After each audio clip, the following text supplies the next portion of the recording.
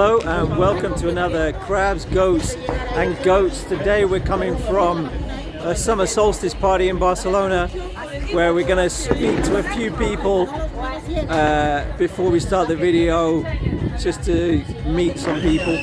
Ooh, there goes a firework. And there's the full moon. If you were a firework, un artifice. Un feu d'artifice. Quel type d'artifice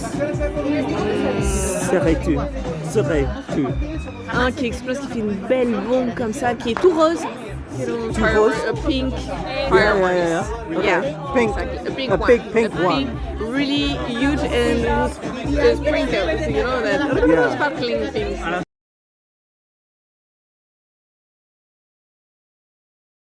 Fuego artificial, Sí. uno explosivo, pasional, fuerte. Wow. No Wow. sé cuáles existen, pero uno rojo.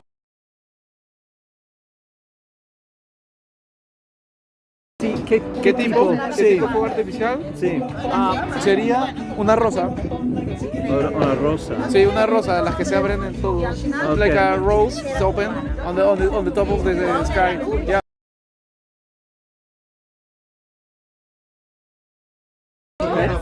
If you were a firework, an artifice, Okay. what type of firework would you be? I don't know what kind of firework. I would say the cocotier one. I don't know how to say in English. Explain in French. The palm. Yes, the palm. Palm. Okay, so they get these those ones like they spread out over a Exactly. wide. Exactly. Okay, got you. Thank you very much.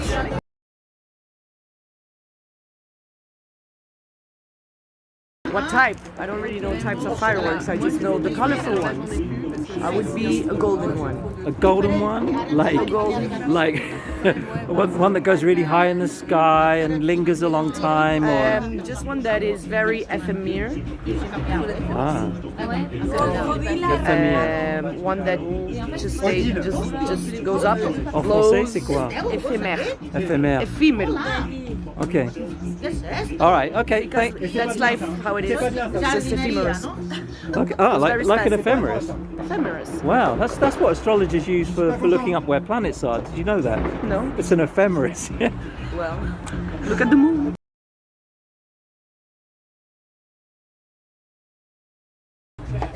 Bonsoir, Mathieu. Mathieu, si tu étais un artifice, quel type d'artifice serais-tu? Une belle verte. C'est quoi en anglais? Ouais, une belle verte. Oh, la belle verte. What is it in English? I don't know in English. It's Okay. when you get a green one that's any color basically. Ah, okay. That just explodes in the Oh, sky and okay. you say, oh, la belle verte.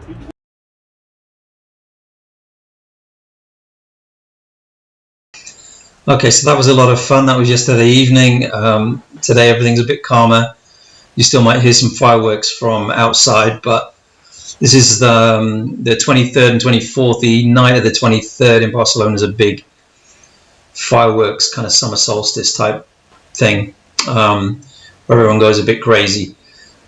So that was just an interesting look at some people's birth chart details, and if there's a way that the firework they chose would represent, and they didn't know what question was coming, so it wasn't easy to answer, I suppose. But anyway, let's crack on with looking at the full moon, which is happening right now. I'm very late with this one. It happened in the last hour or so as I'm recording, so I'm not sure when I'm going to get this out, but let's have a look at the transits anyway around this full moon, which I think is really interesting.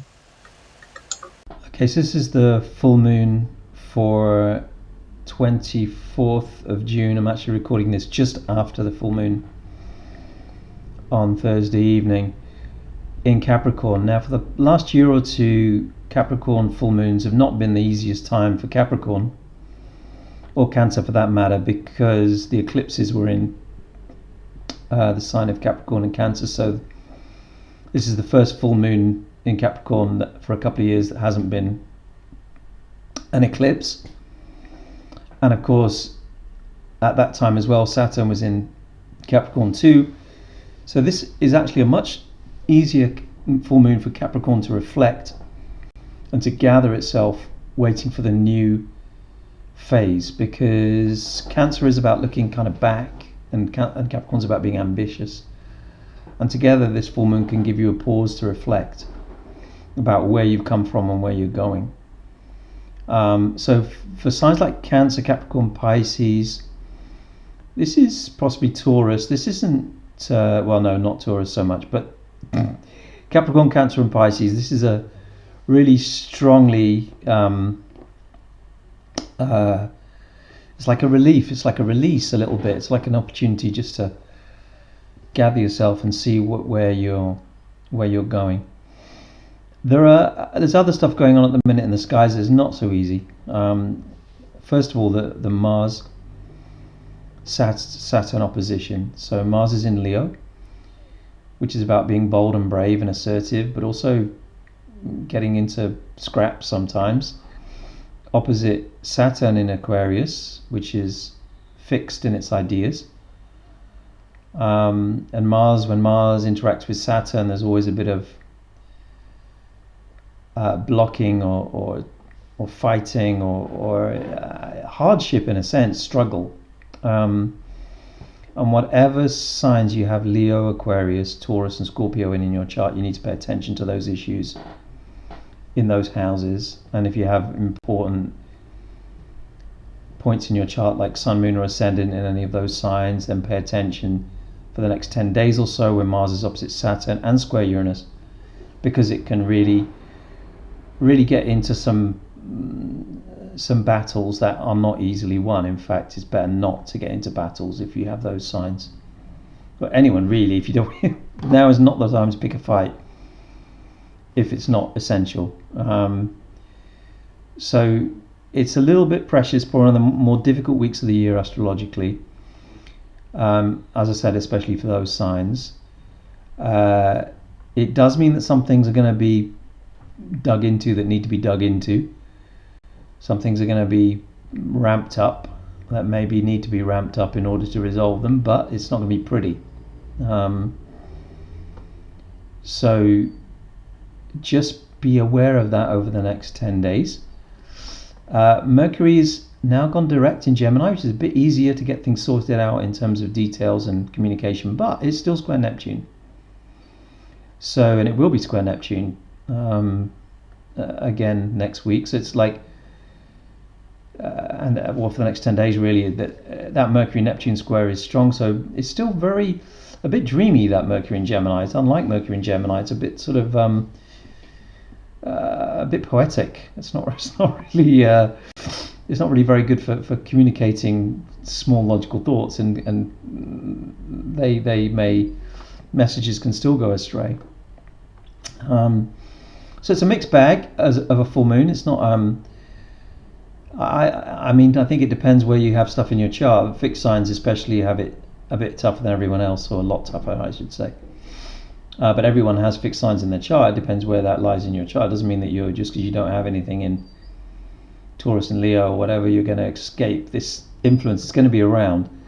So just find out what houses of your chart those signs occupy, to watch for unwanted drama, let's say.